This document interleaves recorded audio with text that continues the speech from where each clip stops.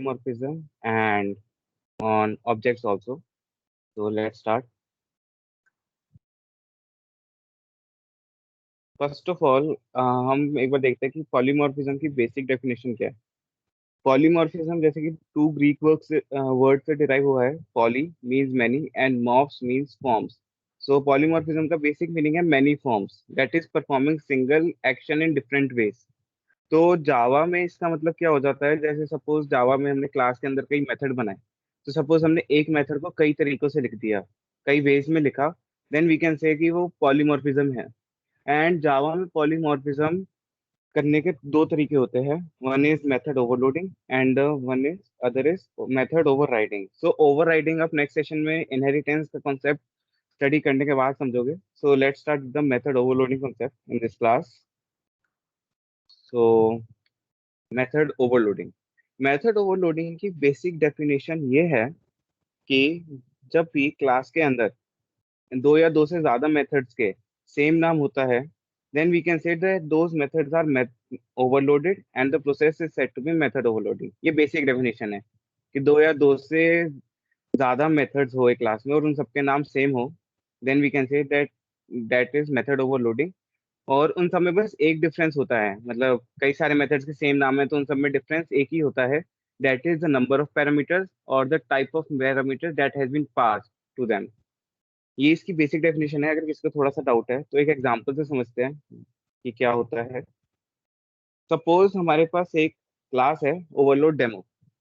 इसके अंदर हमने एक टेस्ट मेथड बनाया एंड टेस्ट मेथड में हमने कोई पैरामीटर पास नहीं किया।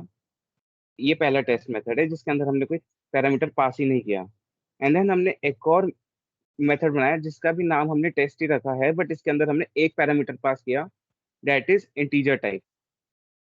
एंड फिर हमने एक और टेस्ट मेथड बनाया, उसमें हमने इस बार दो पैरामीटर पास किए। एंड फाइनली हमने एक और टेस्ट मेथड बनाया जिसके अंदर हमने एक पैरामीटर पास किया ऑफ डबल टाइप। सो यहाँ से एक चीज तो दिख गई कि हमने चार मेथड्स या चार फंक्शंस बनाए, फोर फंक्शंस भी क्रिएटेड, और उन सबके नेम हमने सेम रखे हैं। बट डिफरेंस कहाँ पे आया?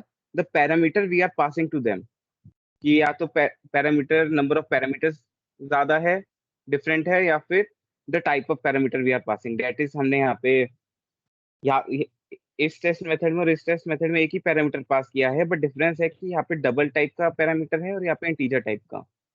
सो अब क्वेश्चन ये आता है कि सपोज जब हम मेन क्लास में टेस्ट मेथड को कॉल करेंगे तो कौन सा टेस्ट मेथड कॉल होगा, क्योंकि यहाँ पे तो चार टेस्ट मेथड है। सो जावा यही चेक करता है कि ऐसा, जावा ना पैरामीटर्स के बेसिस पे चेक करता है कि ऐसा कौन सा मेथड है जो पैरामीटर्स को मैच कर रहा है। इसे थोड़ा एक बार कोड से समझते हैं डेट एक्चुअल में मेथड ओवरलोडिंग का कॉन्सेप्ट क्या है। तो let's write the code. Suppose हमने क्लास बनाई ओवरलोड डेमो एंड इसके अंदर हमने एक टेस्ट मेथड बनाया वॉइड टेस्ट। इसके अंदर हमने सपोज एक स्टेटमेंट लिख दी, dot out dot print Elon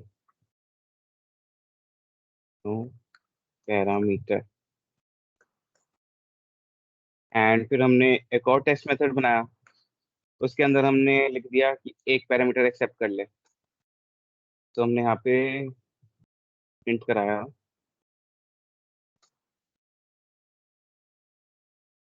print Elon, and यहाँ पे सपोज हमने करा दिया one parameter of type int A.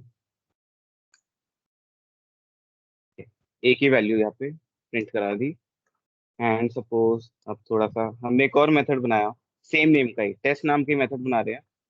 And यहाँ पे हमने क्या करा, दो पैरामीटर डाल दिए, इंट बी। हमने यहाँ की आउटपुट कर दी two parameter of type int a plus.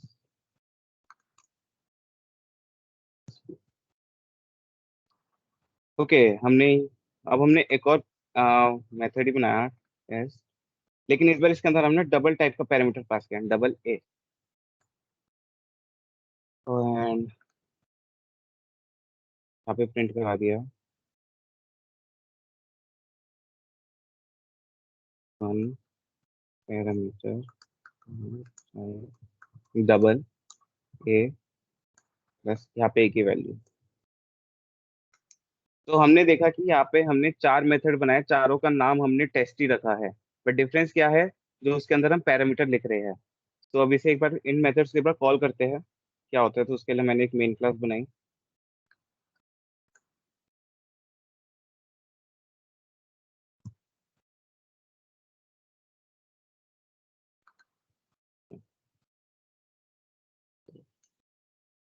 अब इसके अंदर सबसे पहले तो मैं ऑब्जेक्ट बनाऊंगा, राइट।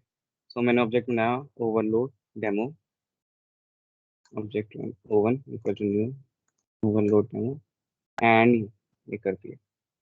तो एंड सपोज अब मैं कॉल करता हूँ, तो सबसे पहले मैंने टेस्ट मेथड को कॉल किया ओवन डॉट टेस्ट। तो ऊपर चार टेस्ट मेथड है, तो इस स्टेटमेंट से जैसे हमने ओवन डॉट टेस्ट लिखा तो कौन सा मेथड कॉल होगा, वो वाला मेथड कॉल होगा जो कोई पैरामीटर एक्सेप्ट नहीं कर रहा, ये वाला। क्योंकि हमने यहाँ पे भी इसके अंदर कुछ लिखा नहीं है, इसके अंदर कोई वैल्यू पास ही नहीं करी, तो ऑटोमेटिकली जावा खुद से चेक करेगा कि ऐसा कौन सा टेस्ट मेथड है जो कोई पैरामीटर एक्सेप्ट नहीं कर रहा। तो हमें दिख रहा है वो यहाँ पे ये वाला ही है। एंड सपोज अब हम एक और चीज लिखते हैं ओवन डॉट टेस्ट, हमने लिख दिया 10। अब हमने एक इंटीजर वैल्यू दे दी। सो अब जावा दोबारा चेक करेगा ऐसा कौन सा टेस्ट मेथड है जो एक इंटीजर पैरामीटर एक्सेप्ट कर रहा है। सो यू कैन सी कि यहाँ पे एक यही टेस्ट मेथड है जो एक्सेप्ट कर रहा है, तो उसके बाद ये प्रिंट कराए, दैट्स ऑल। एंड सपोज हमने फिर एक और बार हमने यहाँ पे दो पैरामीटर पास कर दिए 10,12। सो अब I think you guys can guess कि अब कौन सा मेथड कॉल होगा, ये वाला कॉल होगा। एंड सिमिलरली हमने ऑन एक और कराया, इस बार हमने दे दी decimal value, that is double या फ्लोट। सो जैसे हमने ये डाला, तो ऑटोमेटिकली वो चेक करेगा कि ऐसा कौन सा टेस्ट मेथड है जो डबल पैरामीटर एक्सेप्ट कर, डबल टाइप का। सो एक बार इसका आउटपुट देखते हैं, इसका आउटपुट क्या आएगा। तो आउटपुट के लिए let's first save it.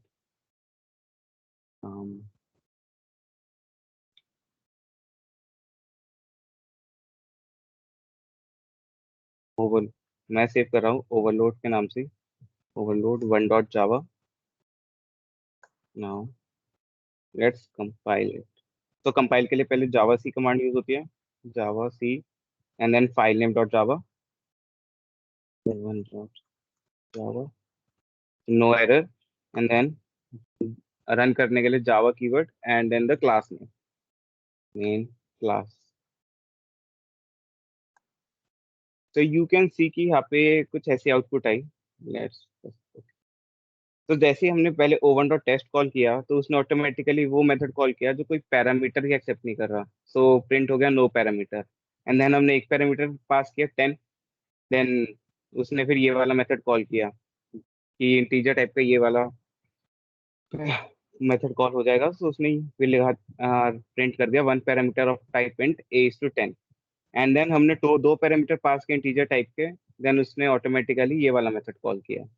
And similarly finally जब हमने 123.32 वैल्यू पास की, तो उसने ये वाला कॉल किया one parameter of type double as to 123.32। तो ये तो था अभी तक जावा ने जज किया था दो क्राइटेरियाज पे, डेट इज या तो वो चेक कर रहा है कि कितने पैरामीटर पास हो रहे हैं उनके बेसिस पे, या फिर किस टाइप का पैरामीटर पास हो रहा है। इन दो क्राइटेरिया पे जावा जज करता है कि मुझे कौन सा मेथड कॉल करना है। बट यहाँ पे एक थर्ड क्राइटेरिया भी आता है, that is the sequence of the type of parameter. वो देखते हैं वो होता क्या है। सपोज मैंने यहाँ पे एक और टेस्ट मेथड बनाया एंड यहाँ पे मैंने लिख दिया कि पहला पैरामीटर इंटीजर होना चाहिए, दूसरा पैरामीटर डबल होना चाहिए। ओके। तो सपोज अब मैं आउटपुट प्रिंट कर रहा हूँ टू पैरामीटर्स यहाँ पे,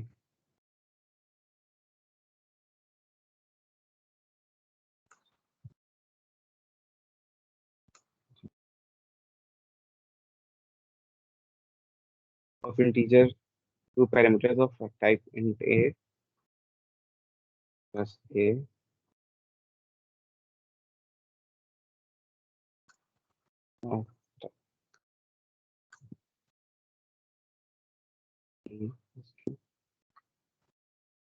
प्लस बी। या मैं चाहता हूँ कि अगर ऐसा कुछ हो तो ऐसा आउटपुट प्रिंट हो। सपोज अब यहाँ पे क्या है कि इस टेस्ट मेथड में सबसे पहले वो एक इंटीजर पैरामीटर मांग रहा है एंड देन डबल। तो अब एक बार इसे कॉल करते हैं। तो सपोज मैंने लिख दिया 1.test, एंड यहाँ पे पहले मुझे इंटीजर देना है, तो suppose 10, and then I have to give the double value, suppose 43.32, and then let's run it. तो दिस द कोड। कुछ चेंजेस किया तो दोबारा से पहले कंपाइल करते हैं। Javac file name dot Java error, and then you guys can see कि अब एक और स्टेटमेंट प्रिंट हुई, two parameters of type int a 10 and type double p 43.32। तो ये था सीक्वेंस का मतलब, सपोज अगर उसने पहले इंटीजर मांगा है बट मैं पहले लिख देता हूँ डबल, सपोज 10.12, एंड यहाँ पे बस 43, तो देखते हैं क्या एरर आता है। Let's see. हमने जब कंपाइल किया तो यहाँ पे एक एरर आ गया कि ऐसा कोई मेथड मुझे मिला ही नहीं जो पहले डबल एक्सेप्ट कर रहा हो और बाद में इंट एक्सेप्ट कर रहा हो, मतलब सीक्वेंस मैटर करती है। तो यहाँ पे जो सीक्वेंस, हाँ, जो तुम डिफाइन करोगे उसे फॉलो करना बहुत ज्यादा जरूरी है। तो इसके लिए क्या, सो सीक्वेंस हमेशा सेम होनी चाहिए। ओके गाइस, सो ये था हमारा मेथड ओवरलोडिंग। इससे रिलेटेड कुछ प्रॉब्लम स्टेटमेंट्स में सेशन के बाद दूंगा, you guys have to try that, और उससे थोड़ा कॉन्सेप्ट क्लियर हो जाएगा। इसमें किसी को कोई डाउट?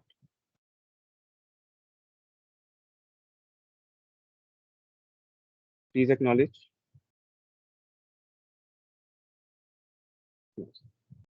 ओके, तो ये था मेथड ओवरलोडिंग। अब जाते हैं हम एक और कॉन्सेप्ट पे, ओवरलोडिंग का ही है, लेकिन उससे पहले हम देखते हैं कि हम मेथड ओवरलोडिंग कर क्यों रहे हैं। सो सपोज हमारे पास एक क्वेश्चन है, let consider to find the area of different type of figures without method overloading, कि हमें मेथड ओवरलोडिंग के बिना डिफरेंट टाइप ऑफ फिगर्स का एरिया निकालना है। तो सपोज हमने पहले तो एक क्लास बनाई, ओवरलोड डेमो। अब सब सपोज हमें सबसे पहले एरिया ऑफ रेक्टेंगल निकालना है, तो उसके लिए हमें पहले फंक्शन क्रिएट करने के लिए फंक्शन को नेम देना होगा। तो सपोज हमने एरिया ऑफ रेक्टेंगल निकालने के लिए हमने एरिया ऑफ रेक्टेंगल नाम का एक फंक्शन दे दिया, एंड देन सपोज अब हमें एरिया ऑफ सर्कल का भी एरिया निकालना है, तो उसके लिए हमने एक और नाम दिया, area of circle. And then ऐसे ऐसे करके कई फिगर्स होंगी जिनके हमें एरिया निकालने हैं। सो कई फिगर्स के अलग अलग नाम होंगे एरिया निकालने के फंक्शंस के। सो इससे एक चीज हो जाती है कि यहाँ पे प्रॉब्लम ये आती है कि जब सपोज अब एरिया ऑफ सर्कल में हमें बस एक पैरामीटर चाहिए, दैट इज कि अब अगर हमें रेडियस पता है तो हम एरिया निकाल देंगे, और रेक्टेंगल निकालने के लिए हमें दो पैरामीटर चाहिए, हाँ, लेंथ और विड्थ दोनों चाहिए। सो यहाँ पे आ जाता है कि सपोज अगर हम ओवरलोडिंग नहीं लगाते और ऐसे कई सारे फिगर्स का हमें एरिया निकालना है, तो जब हम उन्हें मेन क्लास के अंदर कॉल करेंगे ना, तो हमें कई सारे नाम याद करने पड़ेंगे कि हमें एरिया ऑफ पैरेललोग्राम या एरिया ऑफ ट्राइंगल के लिए कौन सा नाम हमने रखा था। सो बहुत ज्यादा नेम्स रिमेम्बर करने पड़ जाएंगे, और ये तो अभी छोटे प्रोग्राम की बात कर रहे हैं। जब तुम लोग बड़े प्रोग्राम्स लिखोगे तो वहाँ पे और फंक्शंस बनेंगे, डिफरेंट नेम्स होंगे, तो बहुत ज्यादा कंफ्यूजन रहेगी और बहुत ज्यादा ना कॉम्प्लिकेट हो जाएगा कोड। तो उसी रीजन की वजह से हमने मेथड ओवरलोडिंग करी कि सपोज कि सब सारे मेथड्स का नाम एरिया ही रख दिया, बट एक चीज में डिफर कर दिया, पैरामीटर में, कि कौन सा पैरामीटर मांग रहा है एक्चुअल में।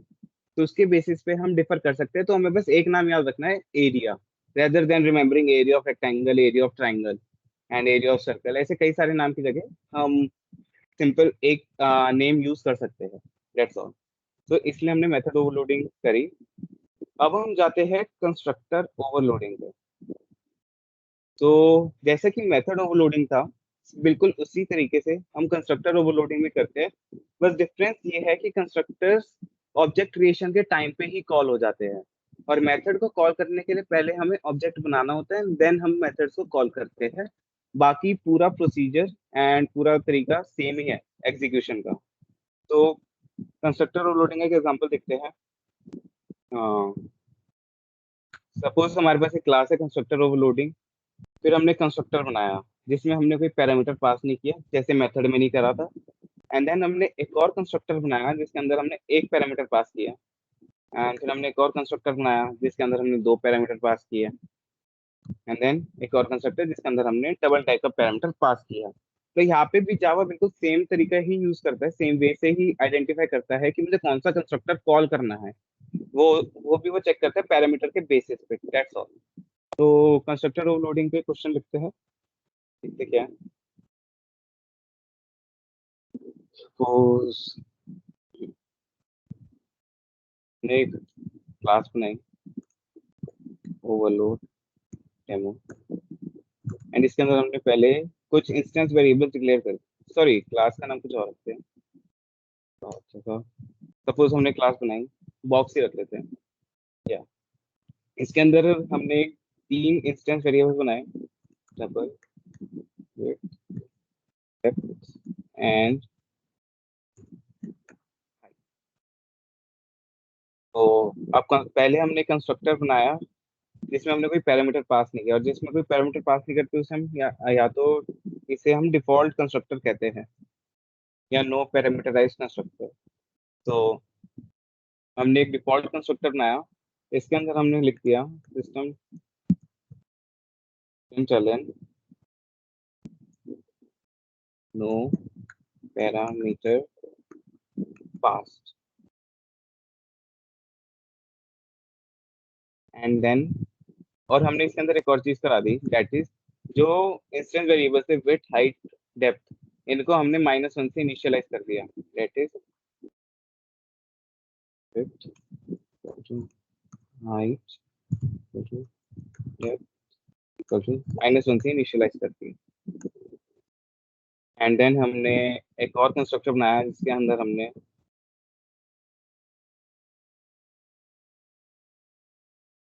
हाइट एंड, मतलब ये पैरामीटराइज कंस्ट्रक्टर बनाया, you guys have studied in the last slide right, and height width and depth, ये राइट।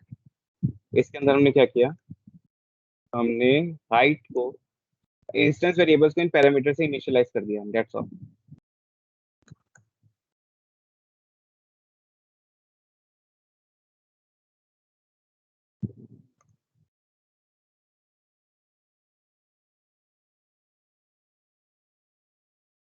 सो अब ये था हमारा एक सेकेंड टाइप ऑफ कंस्ट्रक्टर। अब हमने सपोज एक और कंस्ट्रक्टर बनाया जिसके अंदर हमने बस एक ही पैरामीटर पास किया, डबल लेंथ का, एंड हमने हाइट विद डेप्थ को लेंथ के इक्वल कर दिया, height equal to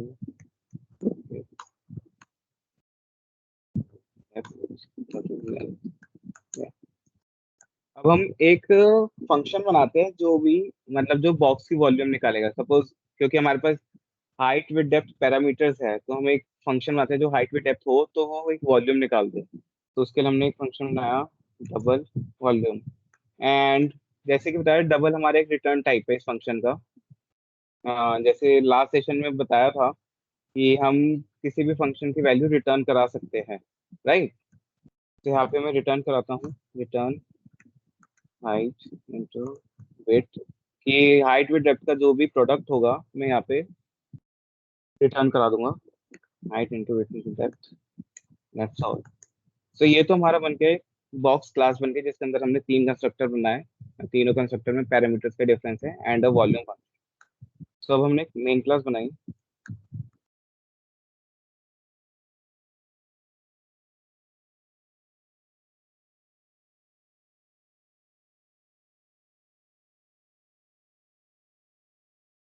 suppose box B1, और इसमें हमने कोई कंस्ट्रक्टर्स बताया था कि ऑब्जेक्ट क्रिएशन के टाइम पे ही कॉल हो जाते हैं, कि जैसे ही ऑब्जेक्ट क्रिएट करते हैं तो कंस्ट्रक्टर भी तभी कॉल होते हैं, क्योंकि ऑब्जेक्ट क्रिएट करते वक्त भी हमें कंस्ट्रक्टर कॉल करते हैं, वो यही होता है, this is a default constructor. यहाँ पे हमने कोई पैरामीटर पास नहीं किया तो ये ऑटोमेटिकली इस वाले कंस्ट्रक्टर को कॉल करेगा, दिस वन। एंड हमने एक और ऑब्जेक्ट बनाया बॉक्स B2, हमने यहाँ पे तीन वैल्यूज पास कर दी, 10 12 13 पास कर दी, एंड देन हमने एक और ऑब्जेक्ट बनाया, इसके अंदर हमने बस एक वैल्यू पास की। सो जब अब तीन ऑब्जेक्ट बनाया हो कि पता चल गया होगा कि जब हमने पहला ऑब्जेक्ट बनाया तो हमने कोई पैरामीटर पास नहीं किया, तो उसने ऑटोमेटिकली उस कंस्ट्रक्टर को कॉल किया जो कोई पैरामीटर ले ही नहीं रहा, दैट इज वो इस ब्लॉक को एग्जीक्यूट करेगा। एंड देन हमने सेकंड ऑब्जेक्ट में तीन पैरामीटर पास किए, सो वो ऑटोमेटिकली इस ब्लॉक को एग्जीक्यूट करेगा, एंड सिमिलरली थर्ड ऑब्जेक्ट बनाते ही वो इसको कॉल करेगा, दैट्स ऑल। एंड अब हमें B1 B2 B3 ऑब्जेक्ट्स की वॉल्यूम प्रिंट करानी है। So system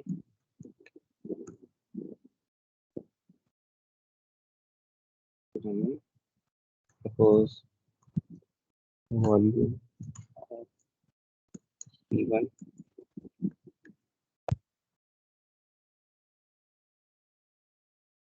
हमने यहाँ पे v1 और वॉल्यूम प्रिंट करा दी।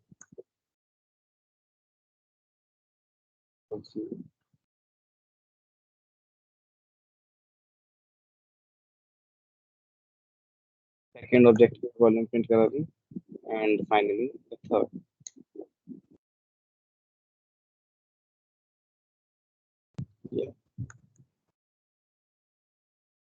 Let's save it once.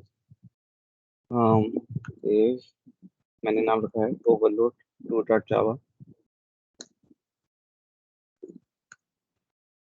and now let's compile it.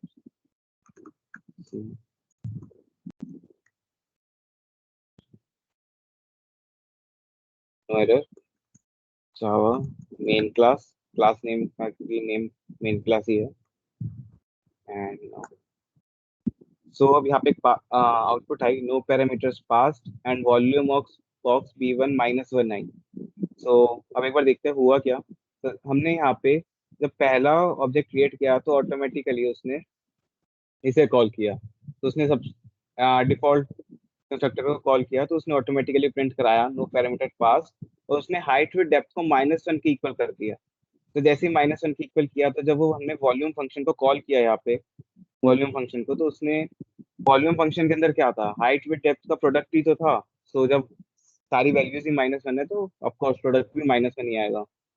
And फिर जब हमने सेकंड ऑब्जेक्ट का वॉल्यूम फंक्शन कॉल किया, सो ऑफकोर्स तो सेकंड ऑब्जेक्ट में हमने 3 पैरामीटर पास किए थे 10 12 13, तो इसका प्रोडक्ट प्रिंट होके आ गया यहाँ पे v2 डॉट वॉल्यूम।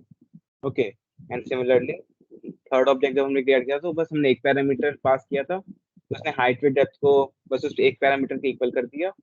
एंड फिर जब हमने रिटर्न कराया हाइट विद डेप्थ, तो यहाँ पे v3 डॉट वॉल्यूम में हमारा 3375 वैल्यू प्रिंट हो गई। तो ये था हमारा कंस्ट्रक्टर ओवरलोडिंग। आई होप ये भी क्लियर हो गया। Do anyone has any doubts? किसी को कोई डाउट्स?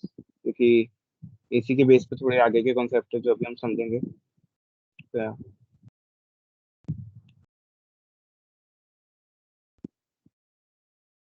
आई होप किसी को कोई डाउट नहीं। Okay, thank you. So wait a second. अब हम अभी तक हम जैसे अब तक देखा कि हमने या तो अभी हमने दो प्रोग्राम लिखे, राइट। एक में हमने या तो डबल टाइप के पैरामीटर्स पास किए थे एंड फर्स्ट प्रोग्राम में हमने इंटीजर टाइप के पैरामीटर्स पास किए थे। अब एक क्वेश्चन आता है कि मतलब कि क्या हम ऑब्जेक्ट को पास कर सकते हैं, जैसे कि यहाँ पे हमने डबल टाइप का पैरामीटर पास किया, यहाँ पे इंटीजर डबल। सिमिलरली जावा में एक और चीज होती है कि हम यहाँ पे ऑब्जेक्ट्स को भी पास कर सकते हैं। सो ऑब्जेक्ट्स को भी हम बाकी प्रिमिटिव पैरामीटर्स की तरह ही, प्रिमिटिव डेटा टाइप्स की तरह नॉर्मल ऑब्जेक्ट्स पास कर सकते हैं। सो उससे रिलेटेड कोड्स देखते हैं कि वो कैसे वर्क करते हैं। सो पहले तो मैं, अगर ये कोड सबको क्लियर हो गया है तो मैं इसी कोड को एक बार उठा रहा हूँ। हाँ यार, मैंने कोड उठा लिया। सो अब सपोज, सॉरी,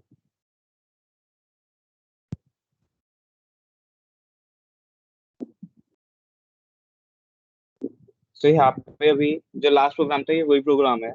सपोज मैं यहाँ पे एक और कंस्ट्रक्टर बनाता हूँ बॉक्स नाम का। तो यहाँ पे ये तो एक कंस्ट्रक्टर है, अभी इसका बस ब्लॉक क्रिएट किया है एंड यहाँ पे मैं object as a parameter pass करता हूँ। जैसे बाकी में डबल लिखते थे यहाँ पे, डबल ये लिखते थे या इंटीजर लिखते थे या फ्लोट, जो भी हम पैरामीटर पास, जिस टाइप का पैरामीटर पास कराना चाहते थे हम वो लिखते थे यहाँ पे। तो सिमिलरली मैंने यहाँ पे अब एक क्लास बॉक्स का ही एक ऑब्जेक्ट पास करा दिया कि इस कंस्ट्रक्टर को कॉल करने के लिए यहाँ पे बॉक्स का ही कोई ऑब्जेक्ट आना चाहिए। ओके, तो उसमें मैं क्या चाहता हूँ, प्रिंट हो हम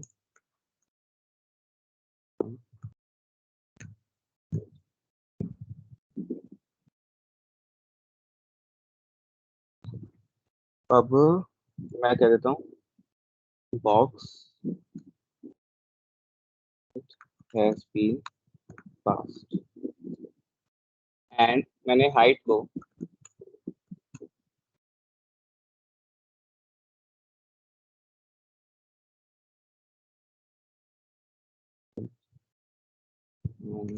विथ विथ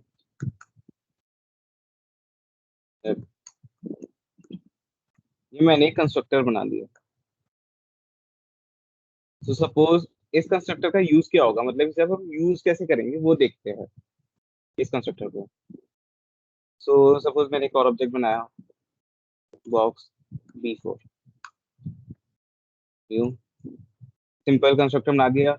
अब ये कंस्ट्रक्टर क्या है, अगर इस कंस्ट्रक्टर को कॉल करना है तो इसके लिए हमें यहाँ पे एक बॉक्स का ऑब्जेक्टिव पास करना पड़ेगा, राइट।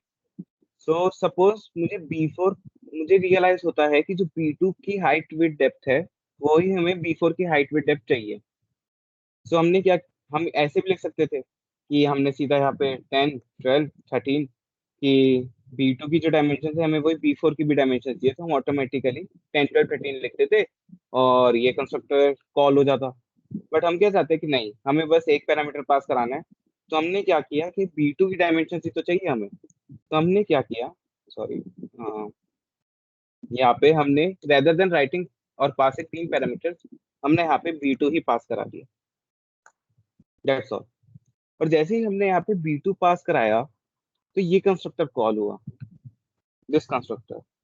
और इस कंस्ट्रक्टर के कॉल होने से क्या हुआ, इसका मतलब हो गया ओबी में अब हमारी B2 की वैल्यूज चली गई है, दैट्स ऑल।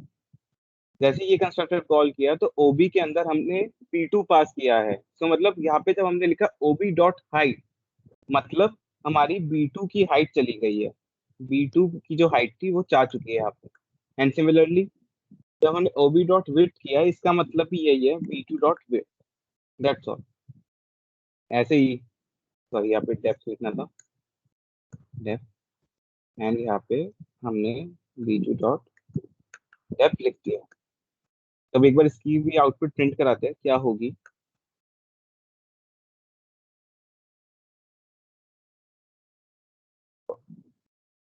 सो इसके अकॉर्डिंग हमारा जो B2 और B4 ऑब्जेक्ट है उसकी वॉल्यूम सेम प्रिंट होनी चाहिए। हाँ, सो B4, right, let's save it.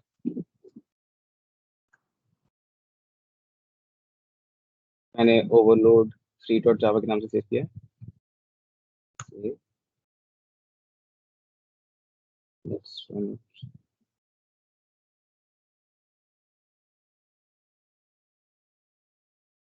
सो एक एरर आ गया, box B2 equal to new box, okay, whatever, let's see।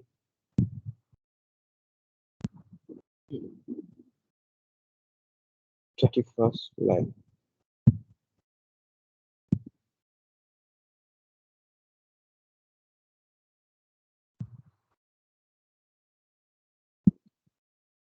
हाँ गाइस, हमारे पास वो फंक्शन पता नहीं कहीं चला गया, वो हमने कंस्ट्रक्टर बनाया था ना तीन पैरामीटर का, वो अब यहाँ पे है ही नहीं, तो उसकी वजह से उसको एक कंस्ट्रक्टर मिला ही नहीं। तो नो प्रॉब्लम, हम वो कंस्ट्रक्टर गलती से डिलीट हो गया, तो यहाँ से हम उठा लेते हैं।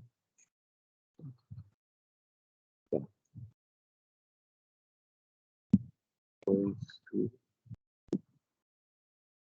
वो पता नहीं बाई चांस बैक स्पेस दब गया था क्या। अब एक बार रन करते हैं, so नो एरर। एंड अब हम रन किया main class. So guys can see कि यहाँ पे जो वॉल्यूम ऑफ बॉक्स B4 है, और मतलब जूम इन कर रहा हूँ थोड़ा, या यहाँ पे जो B4 की वॉल्यूम है और B2 की वॉल्यूम है सेम है, बट कॉन्सेप्ट ये नहीं है या इश्यू ये नहीं है कि वॉल्यूम सेम आ गई।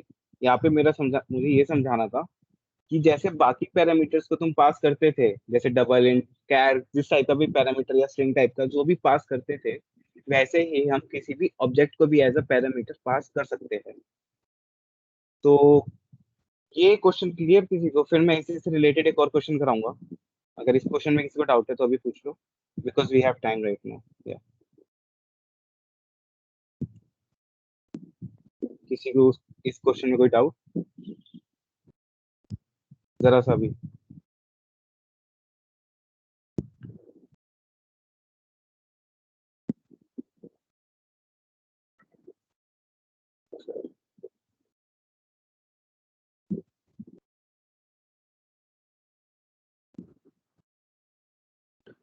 या शेषा, वो एक्चुअली हमने एरेस को पूरा डीपली, मतलब एरेस को ना फिर पूरा डीपली हमने लीनियर डेटा स्ट्रक्चर में कवर करना है। बट अगर तुम्हें लगता है कि यार तुम्हें थोड़ा एरोस पे इंट्रोडक्शन चाहिए, तो हम उस पे एक छोटा सा क्लास ले लेंगे किसी वीकेंड पे, प्लान करते हैं उसे। बट अभी उसके बारे में नहीं, लीनियर डेटा स्ट्रक्चर में उसे हम डीपली पढ़ाएंगे। सो अगर एरेस अभी नहीं है तो उस पे देख लेंगे, उस पे क्लास। ओके। फिलहाल अभी हम ओवरलोडिंग पे, किसी को कोई डाउट है अभी तक, या पैरामीटर्स कैसे पास किया ऑब्जेक्ट को, तो उसमें जरा अभी बता दो। बिकॉज अभी नेक्स्ट क्वेश्चन जो आएगा उसमें थोड़ा सा कॉम्प्लिकेट होगा। सो जो अभी प्रोग्रामिंग से न्यू है, मैं उनसे पूछना चाहता हूँ। Okay. No doubt. Okay guys, बाकी भी थोड़ा रिस्पॉन्स दे दो, क्योंकि मैं देख रहा हूँ चैट में बस कुछ ही है जो बार बार एक्नॉलेज कर रहे हैं। बाकी जो अभी जिन्होंने जस्ट प्रोग्रामिंग स्टार्ट की है, तो वो भी थोड़ा बता दो।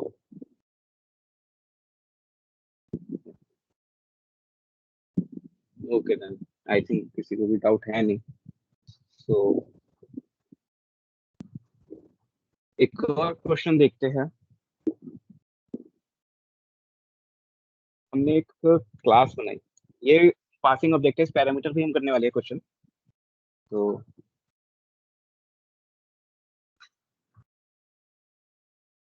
सपोज हमारे पास एक क्लास बनाते हैं,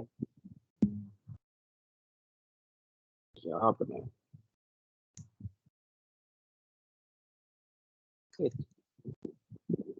ओके, एक कंपेयर करके मैंने क्लास बना दी, क्योंकि यहाँ पे हम दो ऑब्जेक्ट्स को कंपेयर करने वाले हैं, तो इसलिए बस एक नाम दे दिया, कंपेयर। कंपेयर। तो पहले तो मैंने दो इंस्टेंस वेरिएबल्स डिक्लेयर किए, int a, एंड मैंने एक कंस्ट्रक्टर बनाया। देखो, इसके अंदर ये पैरामीटराइज कंस्ट्रक्टर है। इसके अंदर मैंने आई एंड, मतलब दो इंटीजर पैरामीटर एक्सेप्ट कर रहा हूँ। इसके अंदर मैंने लिखा a equal to I, and similarly, sorry, यहाँ पे j करते थे।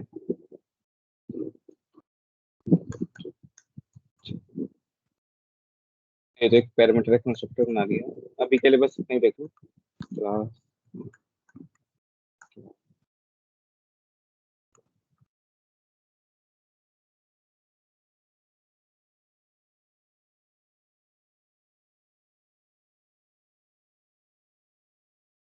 सबसे पहले हमें एक ऑब्जेक्ट बनाना है, राइट? सबको ऑब्जेक्ट का नाम कंपेयर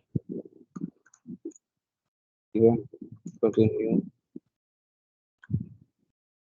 पेयर। और अब हमें कंस्ट्रक्टर में तो पैरामीटर पास करने हैं, राइट? हमने 10 12 दे दिया, एंड अगेन हमने एक और ऑब्जेक्ट बनाया,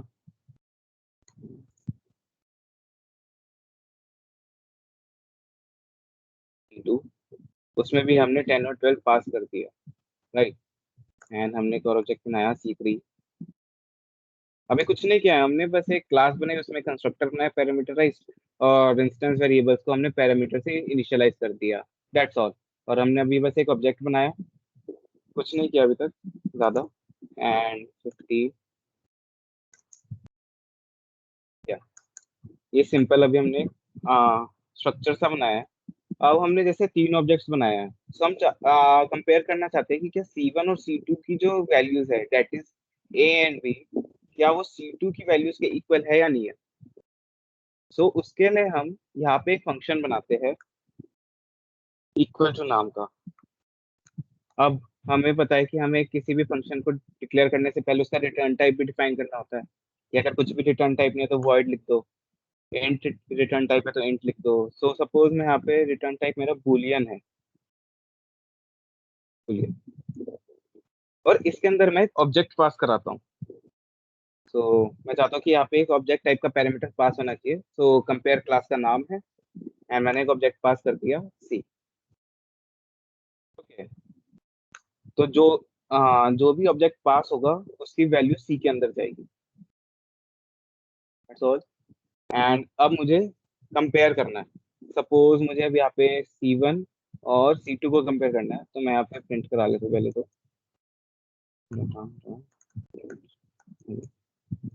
कि क्या C1 इक्वल टू C2 है क्या, वो तो पता चलेगा भाई।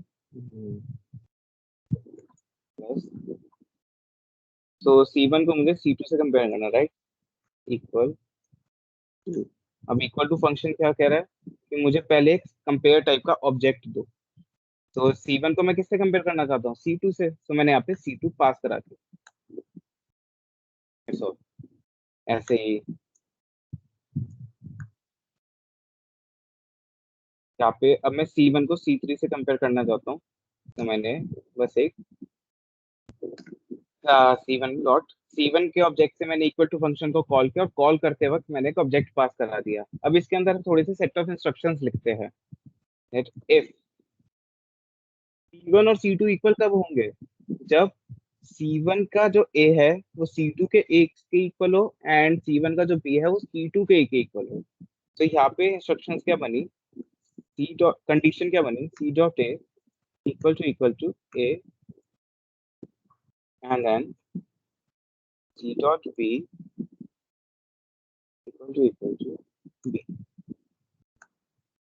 तो अगर ऐसा है तो रिटर्न करा दो ट्रू, एल्स रिटर्न फॉल्स। तो एक बार देखते हैं कि यहाँ पे हुआ क्या इसके अंदर। सपोज अब जैसे यहाँ पे मैंने कंपेयर सी नाम का एक ऑब्जेक्ट है, तो मैंने जैसे कि पहले वाले एग्जांपल में बताया था कि जो भी ऑब्जेक्ट को हम यहाँ पास करेंगे उसकी वैल्यू जाती है। तो यहाँ पे जब भी हम C.A लिख रहे हैं, सी तो ये ऑब्जेक्ट है, तो इसके अंदर तो C2 की वैल्यू गई पहले, राइट। तो C.A का मतलब क्या हो गया कि हमने C2 का एक की वैल्यू है वो, और हम कंपेयर किससे कर रहे हैं, इक्वल टू ए। जो ये वाला ए है, ये उस ऑब्जेक्ट की वैल्यू ले रहा है जिसने कॉल किया है, दैट इज C1 की value.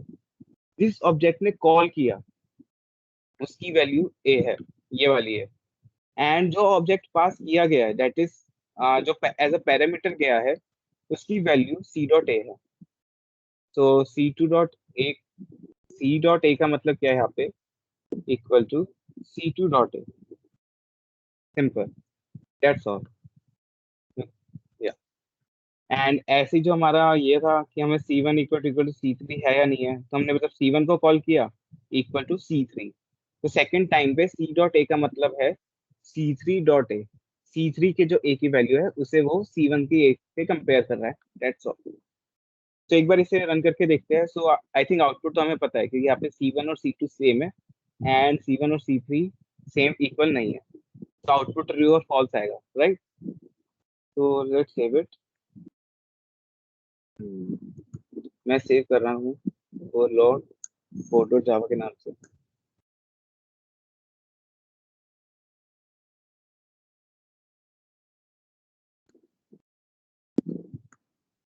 No error, let's run it. Java class name is main class. तो यू गाइस कैन सी कि यहाँ पे जो आउटपुट आई वो कुछ ऐसे है, C1 इक्वल टू C2 क्या इक्वल है, तो या ट्रू आया, एंड C1 C3 इक्वल नहीं था तो फॉल्स आ गया आउटपुट। सो अगर ये क्वेश्चन समझ आया आ गया, सो आई गेस कि कॉन्सेप्ट क्लियर हो गया तुम्हारा। तो क्या कि एक बार दोबारा एक्सप्लेन करना है, नो प्रॉब्लम। एक मिनट आदर्श।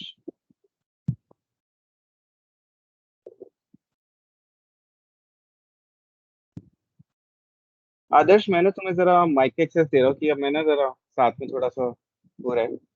सो या you just turn on your mic. Okay, एक बार बस हाय बोल दो। थोड़ा पता चल जाएगा यार that you are there. Sir मुझे लास्ट में कंपेयरिंग वाला पार्ट समझ नहीं आया था। हाँ, कंपेयरिंग वाला ना, ओके, नो प्रॉब्लम। तो यहाँ पे जैसे कि हमने किया कि जब हमने फंक्शन को कॉल किया, ऑफ कोर्स हमारे पास यहाँ पे रिटर्न टाइप है, तो अगर हम यहाँ पे सीधा लिखते हैं तो ये कुछ ना कुछ प्रिंट कराएगा डेफिनेटली, बूलियन टाइप पर ट्रू या फॉल्स। ओके, तो जब हमने c1 dot equal to call किया तो इक्वल टू ऑफ कोर्स हमसे एक ऑब्जेक्ट मांग रहा है कंपेयर क्लास का, राइट। तो जैसे ही हमने c2 को पास किया, हमने अब c2 पास किया फर्स्ट टाइम पे, राइट। तो जैसे c2 गया तो c2 हमारे c ऑब्जेक्ट में चला गया, दैट इज यहाँ पे मतलब हो गया c equal to c2। c2 की जो भी वैल्यूज थी वो टेक्निकली हमारे यहाँ पे c में चली गई है। तो जब भी हम यहाँ c डॉट a लिखेंगे उसका मतलब है कि c2 का जो a है उसकी वैल्यू c डॉट a ही है। एंड जो यहाँ पे हमने a लिखा है, सिंपल है, ये वाला, ये वाला जो भी है, ये उस ऑब्जेक्ट की वैल्यू है जिसने फंक्शन को कॉल किया है। और फंक्शन को कॉल किसने किया है यहाँ पे? c1 ने। सपोज मैं यहाँ पे लिख देता, यहाँ पे लिख देता c2 एंड यहाँ पे लिख देता c1। तो क्या होता कि अब c1 की जो वैल्यूज है वो c में जाती and c2 is the function जिसने कॉल की, c2 इज द ऑब्जेक्ट जिसने कॉल किया है। तो जो भी सिंपल ऐसे डायरेक्ट लिखे गए ए बी, ये सारे उसकी वैल्यूज है जिसने, उस ऑब्जेक्ट की वैल्यूज है जिसने कॉल किया है। एंड जो भी ये सी डॉट ए है, सी डॉट ए क्या है, सपोज इस टाइम पे तो सी डॉट ए का मतलब है सी वन डॉट ए, राइट। जो भी ऑब्जेक्ट हमने पास किया एज अ पैरामीटर उसकी वैल्यू है। सो उससे कंपेयर किया है। ऐसे सिमिलरली सपोज, तो इसलिए अभी जैसे यहाँ पे C1 था and this is C2। So I guess कि अब थोड़ा सा क्लियर हुआ। एक ये भी देख लेते हैं। Okay sir, understood. Okay, thank you. किसी और को कोई डाउट या? तो अभी के लिए गाइस किसी और को कोई डाउट या इस क्वेश्चन में को अभी भी किसी को? Sir what is just to be compared have any variables, can we do something to make it clear that if there are 50 variables for object? तुम्हारा डाउट शेषा थोड़ा सा क्लियर नहीं हुआ, what are you exactly saying?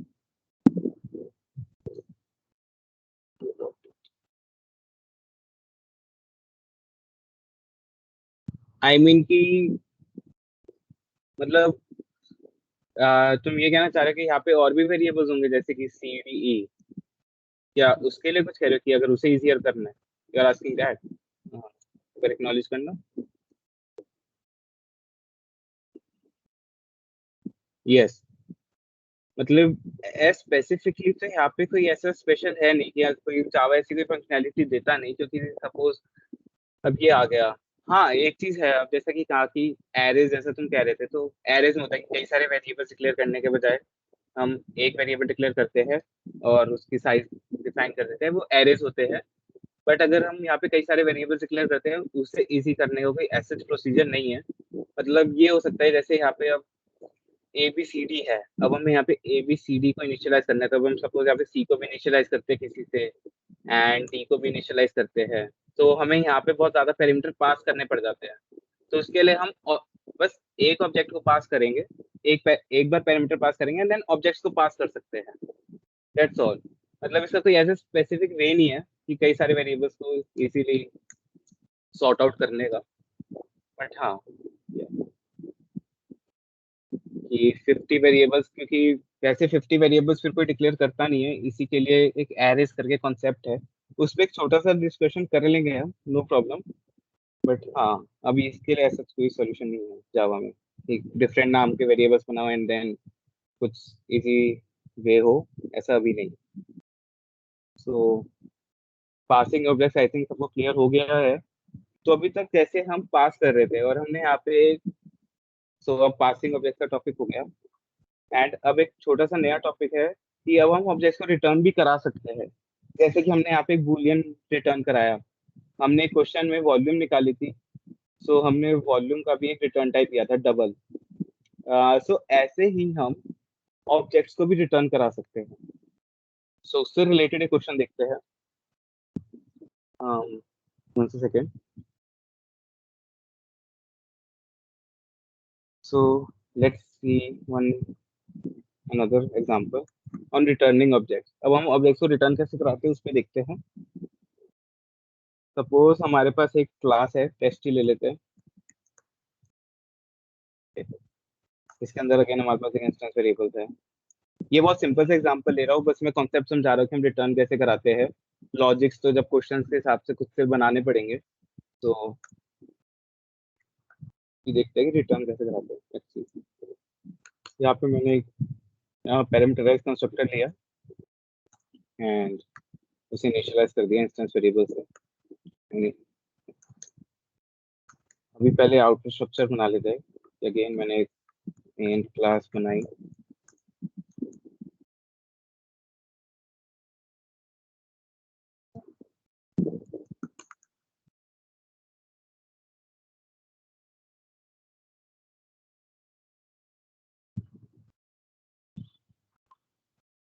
तो first सबसे पहले एक object बनाते हैं, टेस्ट टी1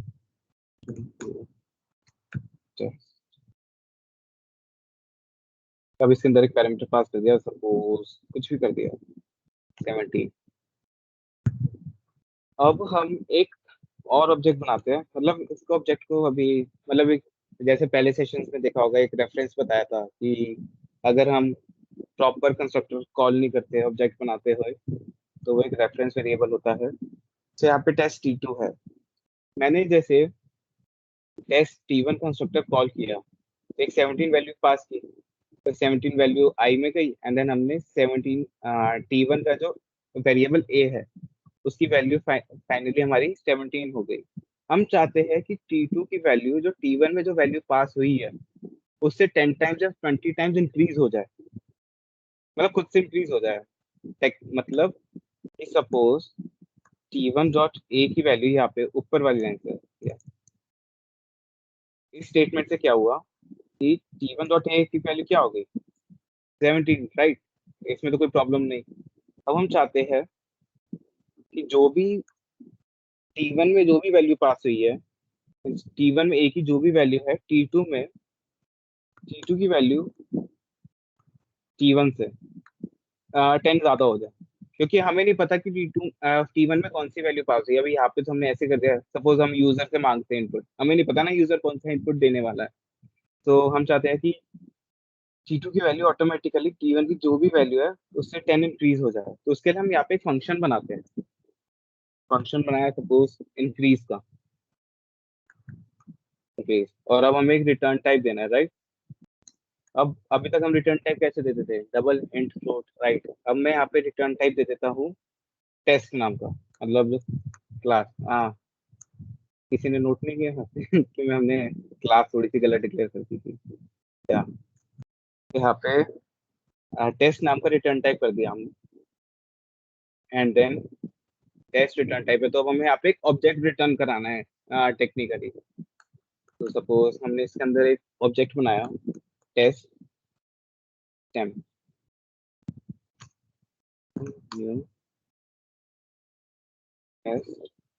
हमने कह दिया कि जो भी ए की वैल्यू है, फाइनली जो भी यहाँ पे कंस्ट्रक्टर में बना ए का वैल्यू, उसकी वैल्यू 10 से इंक्रीज कर दो। सो ऑफ कोर्स अब यहाँ पे कंस्ट्रक्टर बना है हमारा, जब हमने इंक्रीज फंक्शन के अंदर एक और ऑब्जेक्ट बनाया तो हम यहाँ पे भी कंस्ट्रक्टर बना एंड हमें कंस्ट्रक्टर में कोई वैल्यू देनी है, तो हमने a+10 लिख दिया है यहाँ पे एंड हमने क्या किया, रिटर्न 10। एक बार इसे देखते हैं। सो अब सपोज वन सेकेंड कि अब मैं चाहता था कि टी2 की वैल्यू, राइट, टी2 का जो ऑब्जेक्ट है उसकी वैल्यू इंक्रीज हो। सो मैंने क्या किया, किसकी, टी1 के रिस्पेक्ट में। तो मैंने टी1 के उसमें फंक्शन को कॉल किया, that is T one dot increase, that's all. तो एक बार इसकी वैल्यूज प्रिंट कराते हैं।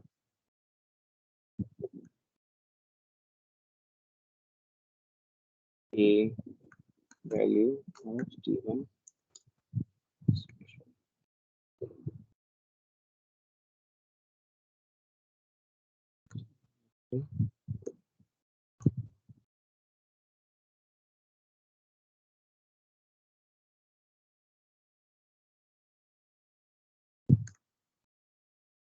t2.a। एक बार इसके आउटपुट देखते हैं। और अभी किसी को समझ नहीं आया तो कोई बात नहीं, मैं अभी एक बार दोबारा एक्सप्लेन करूंगा इसे। हाँ, मैंने नाम सेव कर दिया, ओवरलोड साइट ऑफ जावा। कोई एरर तो नहीं है?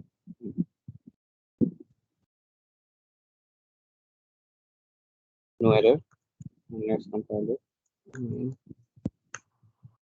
सो यू कैन सी यहाँ पे जो वैल्यू ऑफ t1 है वो 17 है एंड t2 27 आया, 10 इंक्रीज होके आया। तो एक बार अच्छे से देखते हैं, एक एक लाइन देखते हैं कि उसमें एग्जीक्यूट क्या हुआ। सबसे पहले हमने सिंपल एक कंस्ट्रक्टर बनाया था, right? No problem, parameterize constructor, और हमने इंस्टेंस वेरिएबल ए को उस पैरामीटर से इनिशियलाइज कर दिया। तो जब भी हमने कोई ऑब्जेक्ट बनाया, डेट इज हमने यहाँ पे एक ऑब्जेक्ट बनाया, तो यहाँ पे t1 की वैल्यू a डॉट ए 17 हो गई। अब हम चाहते हैं कि टेस्ट t2 की जो वैल्यू हो, मतलब टेस्ट t2 का जो a है, वेरिएबल a है, उसकी वैल्यू t1 के जो वेरिएबल्स है उससे बस 10 इंक्रीज हो जाए ऑटोमेटिकली। ओके, सो हमने क्या किया, एक फंक्शन बनाया इंक्रीज नाम का। उसका हमने रिटर्न टाइप रखा टेस्ट। सो जब हमने इसके अंदर जब हमने ऑब्जेक्ट क्रिएट किया, राइट, तो उसने पहले a की वैल्यू उठाई, a की value at present t1 dot increase किया, राइट? हमने यहाँ पे t1 डॉट इंक्रीज, तो t1 ने कॉल किया है तो t1 का a यहाँ पे आ गया ऑटोमेटिकली। तो यहाँ पे जो a की वैल्यू है तो t1 डॉट a आई है, एंड हमने क्या किया, उसे 10 से इंक्रीज कर दिया और वो हमने टेम्प में डाल दिया। सिंपल, कि हमने बस a की वैल्यू इंक्रीज करी एंड देन उस वैल्यू को हमने टेम्प नाम के ऑब्जेक्ट में डाल दिया। तो मतलब अब टेम्प, तो उसका मतलब क्या हुआ, टेम्प डॉट ए की वैल्यू हमारी 27 हो गई। तो हमने क्या किया, सीधा टेम्प को ही रिटर्न करा दिया, पूरा ऑब्जेक्ट ही हमने रिटर्न करा दिया। तो यहाँ पे फिर क्या हुआ, t1 डॉट ऑब्जेक्ट पूरा स्टेटमेंट का मतलब हो गया इक्वल टू टेम्प। मतलब जो ये पूरी स्टेटमेंट है इसका आउटपुट आएगा कि टेम्प ऑब्जेक्ट दे दो टी, तो इसका मतलब हो गया t2 equal to temp, that's all. तो अब t2 की वैल्यू t2 टेम्प की इक्वल हो गया, तो मतलब t2 डॉट ए का मतलब भी यहाँ पे क्या हुआ, टेम्प डॉट ए। सो इस रीजन से ऑटोमेटिकली t2 की जो वैल्यू है वो 10 टाइम्स 10 से इंक्रीज हो गई, that's all. You can see the output here, right? किसी को ये दोबारा समझना है ये क्वेश्चन?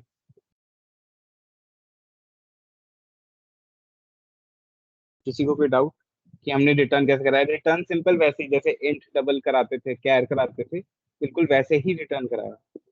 कुछ ज्यादा कुछ नया किया नहीं हमने इसमें, दैट्स ऑल। एक ऑब्जेक्ट रिटर्न कराया बस।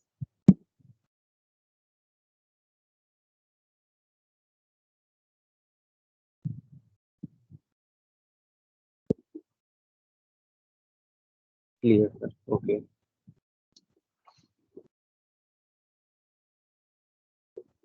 बाकी भी बता दो गाइस, क्योंकि ये लास्ट टॉपिक आज का, कोई चाहता है कि दोबारा समझना है तो बता दो कि हाँ we still have few minutes left.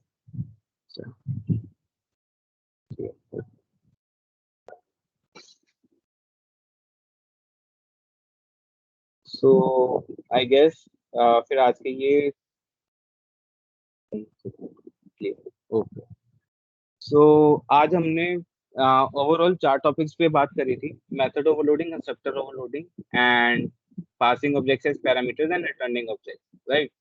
सो इससे रिलेटेड मैंने बता दिया कि कैसे कैसे हर ये 4 टॉपिक्स एग्जीक्यूट होते हैं, इनका एग्जीक्यूशन चलता कैसे है। तो अभी तो मैंने बताया है। सो इससे रिलेटेड अब मैं एक असाइनमेंट अपलोड करूंगा, एंड अगर उस असाइनमेंट को, क्योंकि अब यहाँ से आज के सेशन से हमारे ऊप्स के कॉन्सेप्ट स्टार्ट, इंट्रोडक्शन होनी स्टार्ट हो गई है। तो यहाँ से थोड़ा प्रॉब्लम स्टेटमेंट्स को और सीरियसली या क्वेश्चन असाइनमेंट ना सीरियसली कर लेना, बिकॉज अगर नहीं किया ना तो आगे जाके प्रॉब्लम्स ही आनी है। सो डेफिनेटली ट्राई करना, that's all I want to से।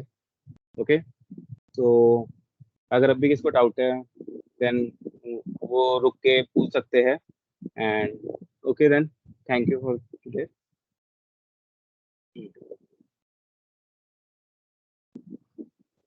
सो अगर किसी को कोई डाउट्स नहीं है वो लीव कर सकते हैं एंड थैंक यू।